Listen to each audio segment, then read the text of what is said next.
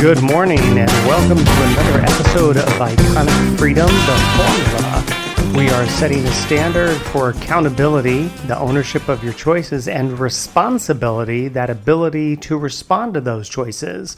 Let each care for self and all will be cared for. The more a client pays, the easier they are to work with. I can tell you that anytime I have taken a lower rate than usual for a project, it's always those projects that are the biggest pain in the butt. I'm talking multiple rounds of revisions. Inevitably, the nightmare clients are also the ones that pay you the least. And what I've always found is the clients that pay me the most, that don't haggle about rates, that pay my full rate, those are always the most pleasant projects. And it's interesting because I think by them actually paying you what you're asking for, it shows that they value what you do and they already respect your skill as a professional and they have trust in you. And I think that that's the difference between clients that are trying to haggle for the best price versus those that are like, oh, that's your rate? Okay, great. I'm going to pay you. The difference is that one trusts your skill, the other one doesn't. I know that people may not want to hear this, but the reality is that better paying projects actually are easier to do. I really like this clip. Actually, my friend Dan sent this to me. I've worked in an industry as a salesperson for, darn near 20 years, probably a little bit more. And the thing that I always carried with me was the fact that anytime I ever did exactly what she's talking about, if I ever tried to lower the price or, somebody would say, well, this company over here is doing such and such, or this hotel is doing such and such, that I would try to match it. And inevitably, it always became a PIA. I mean, it literally was. It just never worked out. And then they would get on property and they would mistreat the staff. They were unkind to people. They wouldn't tip people. So I moved to a place where over the number of years, I just don't do that as a salesperson. I send out a proposal and I send the pricing and the information, and then I let the client figure it out. I don't necessarily try to figure out what their budget is. A lot of times I had an email a couple of months ago where somebody wrote back and said, these prices are outrageous. And my response was, I understand it's not within your budget. Reach out to us if you change your mind. And the very simple nature of that just really de-escalates the situation. And I think that what it does is it unplugs you from the emotional diatribe that these people want to get into. I just recently had another one where the client writes back to me and says, well, I hope you know that you're going to lose this piece of business and nobody's even going to be there anyway. And, you're going to lose this much in food and beverage and this much in this activity. And okay, so did you think that was the response? Did other people in your life respond to you in a positive way? I mean, that just seems kind of awkward. But the interesting thing was, now I did not respond because that's just my nature. I will not respond to stuff like that. We're done. There's nothing further to discuss. And anyone that's coming in now, that particular client and other clients in the past, they have not necessarily shown their hand, right? They'll come in and they want to do all these fun things and whatever. And it's not until you start the contract that all of a sudden they want to have all these concessions and they want to do this and they want to do that. I actually do not do that. I set up proposals and RFPs in a particular way that this is what we are offering. If you would like that, we would be happy to, sign a contract and, execute your event, and that would be lovely. I've done it that way for a number of years now, probably more than 20 years. I don't chase business. I don't think, for me, it's not a good practice. I always say that it's like a blind date, right? You meet on a blind date. If they're interested, they'll call you. It doesn't matter, or it doesn't really make good use of your time if you are chasing people. Listen, if they're really interested, they will reach out to you. If they're a client that's thinking, well, if they don't reach out to me, then, I'm not going to give them my business. Well, frankly, I don't want your business because I don't want anyone with that attitude working with me. I don't want them working with my team and my staff because I can only imagine what they're going to do once they get here. They'll be manipulative. They'll be controlling. They will set my team up for failure. And then they'll want us to return money to them and give them compensation. That's not going to happen. So over the years, I really have moved to a place where I really do try to eloquently and in a way that I think is polished, be able to say no to people. I have had to tell clients, I'm so sorry, but I just don't think that this is a good fit for the hotel. And I actually had a client start crying on the phone, and I'll pay double and all kinds of other shenanigans. And, what did I do wrong?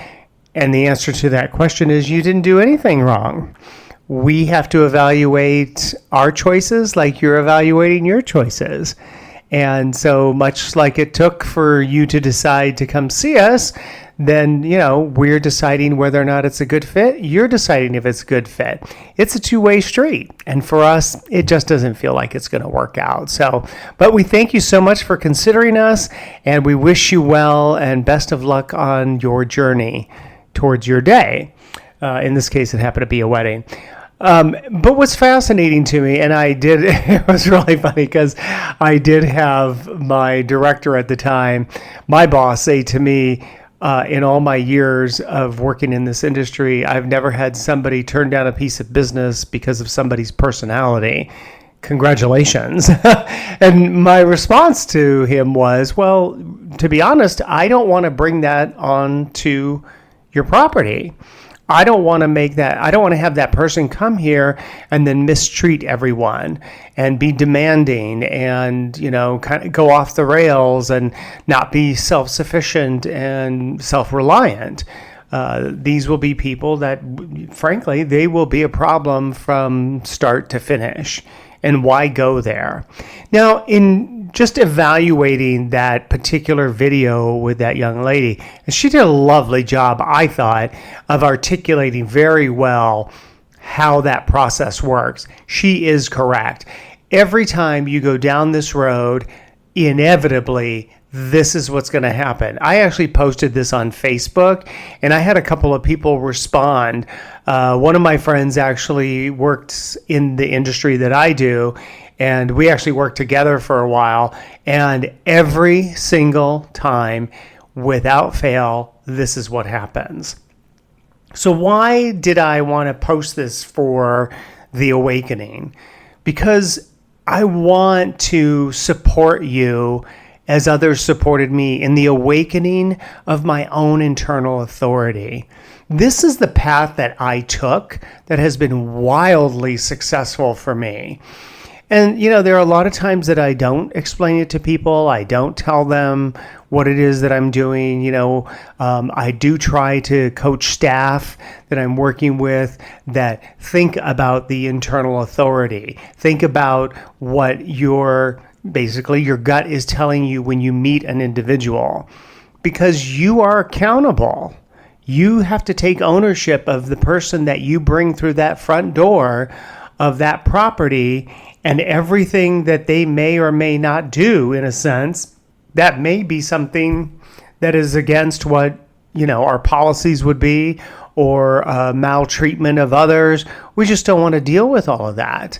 So get a sense for yourself and decipher for yourself what that is. Now, you clean that up, right, in your own organism. You get clean, you get straight, you get right with it when you understand about the accountability piece of it and the responsibility.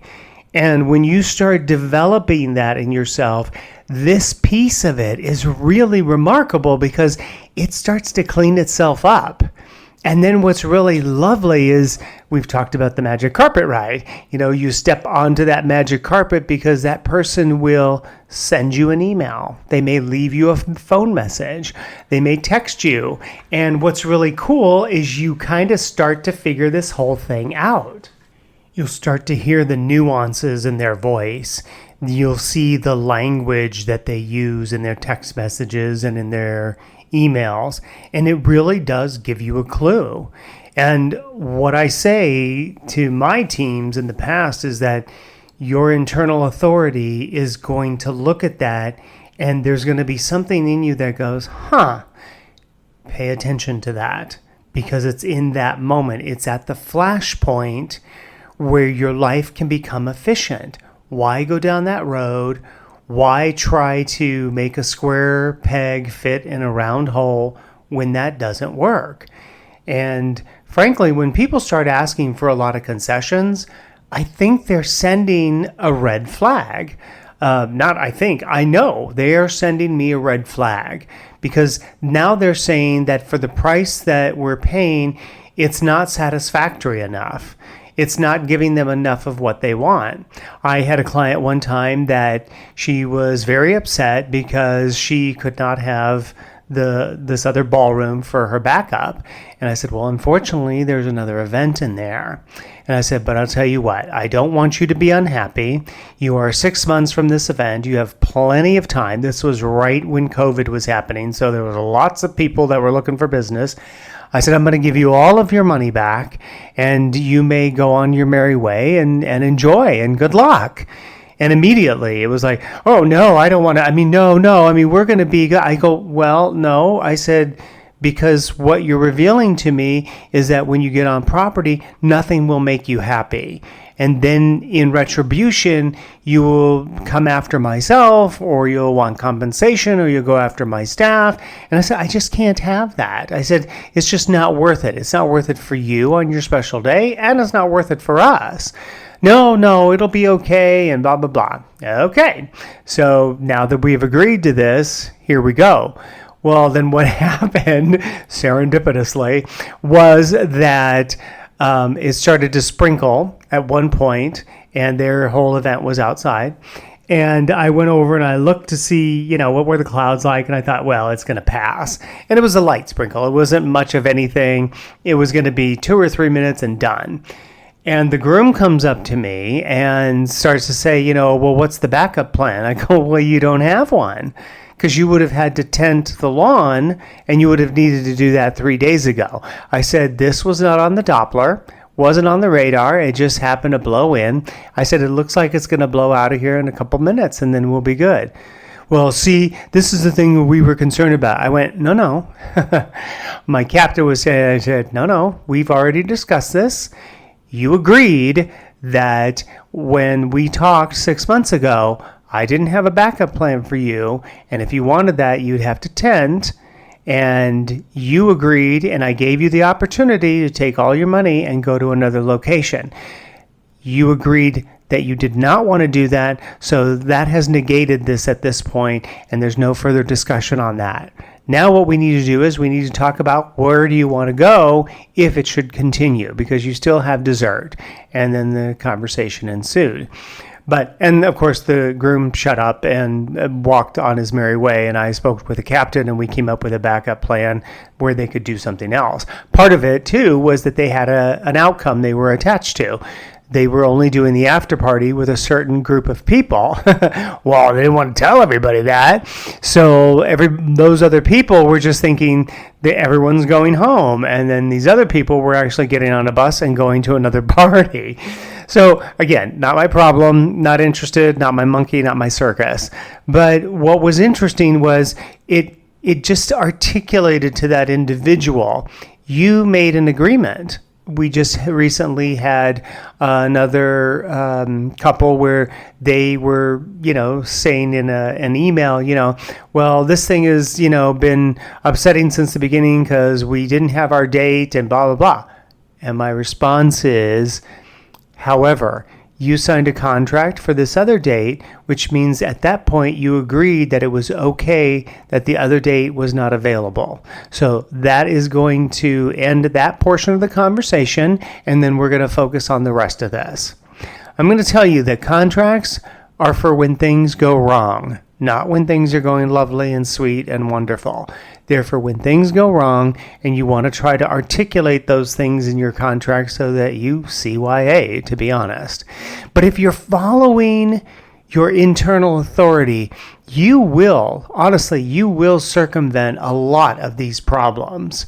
And you will not wind up, you'll say no to that, and basically in the universe, you'll say no to that kind of business and yes to the other kind of business. And there will be an exchange that will happen over time where you suddenly start seeing that, wow, we're really having better clients in here. And you don't have to take a person's business. And especially if they start getting snarky and angry, it's just like, this is not worth it to us. And, as a sole proprietor of your own business, say no. It's a wonderful thing to be able to do. Say no. And especially if you have documentation, because then it's lovely if somebody tries to put something on, Yelp or, one of those Google reviews or something, that you can respond. And you can even, send the email in the response and say, this is what I said to you, and this was the response, and this is how you acted. And it calls people out and it obligates them to their accountability. I haven't had to do that very much. I think I've done it twice in the 20 years that I've been doing this. But I encourage people to not take business just for the dollars. In the end, you'll wind up giving money back, and then what is it worth? Not the hassle and everything else that comes with it. It's better just to say no in the beginning. Okay, wow, it would have been great to have that $10,000, but you know what? I would have had to wound up giving back 7 of it. So what's the point in that? I didn't make any money, and I just created a day or a couple of days or whatever the business is. I just created something that is just frustrating and not even worth it. Now, if you're a person that wants to do that, good luck to you. I personally don't. I want my life to be efficient and easy. And the more I do that, the more it becomes efficient and easy. And then the more efficient and easy it becomes, then even more of the same. So I want to encourage you to do that. Now, one other thing I wanted to point out about that video was she talked about this trust factor. I want to relieve you of that particular burden of trust. It's not about trust, it's about harmony. You're looking for the harmony in your connection, in your relationships with people, in your family, your friends, your business, your customers, your clients, your vendors. You're looking for the harmony. You're not looking to trust. You don't need to trust anybody. Listening to this podcast, you know that that word, basically, we've dumped it because we don't need it. You don't need to trust. Why? Because you can observe. You observe people's behavior. You observe their patterns, and you know how reliable they are, how consistent they are. That's what you're looking for. So there's no need to trust. But then what she's really talking about is, I'm looking for the harmony of another client. And I love it when I have that connection with people and I can tell at that very beginning there's a nice harmony. So we'll continue to let it unfold and see if it's consistent and if it's something we want to pursue. I just did an event last year. I did a gala event where it was the best gala I have ever done. Those clients were absolutely lovely. I couldn't have asked for a better situation. And what was really great was, in a reciprocity, they felt the same way.